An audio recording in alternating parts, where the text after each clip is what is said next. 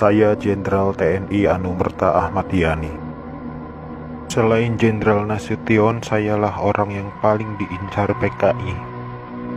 Karena saya tegas menolak dibentuknya Angkatan Kelima. Saat malam penculikan itu, saya dibangunkan oleh anak laki-laki saya dan memberitahu saya bahwa di luar rumah sudah ada banyak sekali tentara. Setelah saya bertemu dengan mereka, saya diminta untuk menghadap ke istana. Dan ketika saya berbalik badan untuk mengganti pakaian, tak lama mereka langsung menembaki tubuh saya dari arah belakang. Biarlah saya berkorban untuk negara ini, sekarang giliran kalian. Dan jangan membiarkan paham komunis berkembang kembali di negara kita ini. Saya Letjen TNI Anumerta Siswondo Parman, salah satu korban G30 SPKI yang hidup pada saat saya dibawa ke lubang buaya malam itu. Setelah saya sampai di sana, saya mengalami penyiksaan, dipukul, ditembak di beberapa bagian tubuh saya tanpa ampun.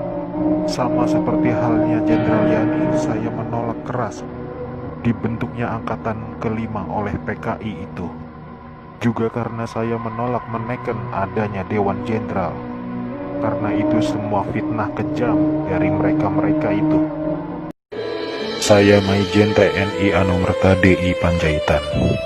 Saya menjadi target operasi G30 SPKI karena keberhasilan saya dalam menggagalkan penyelundupan senjata dari RRC untuk PKI guna mempersenjatai buruh dan tani.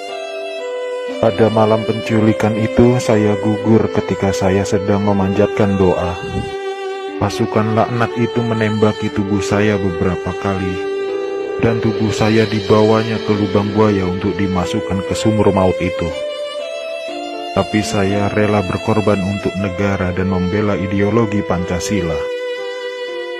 Salam cinta saya untuk negara tercinta ini, dan untuk anak istriku serta keturunanku, semoga Tuhan selalu memberkati. Saya Letjen TNI Anumerta MT Haryono. Malam itu pasukan Cakra Birawa datang ke rumah saya dan meminta saya agar segera menghadap Presiden Soekarno di istana. Tapi karena kecurigaan istri saya begitu pula dengan saya, lalu istri saya mengatakan pada pasukan agar kembali pada pukul 8. Tapi permintaan istri saya itu ditolak oleh para pasukan pemberontak. Maka dengan segera saya mematikan lampu kamar dan menyuruh istri saya pindah ke kamar sebelah, dan saya menunggu penyerang pertama masuk ke kamar saya. Saat penyerang pertama masuk, saya berusaha merampas senjata yang dipegangnya, tapi saya tertembak oleh penyerang itu. Lalu jasad saya diseretnya keluar melalui pekarangan rumah dan dimasukkan dalam truk yang sudah menunggu di luar rumah untuk dibawa ke lubang buaya dan dimasukkan ke sumur maut itu bersama rekan-rekan saya.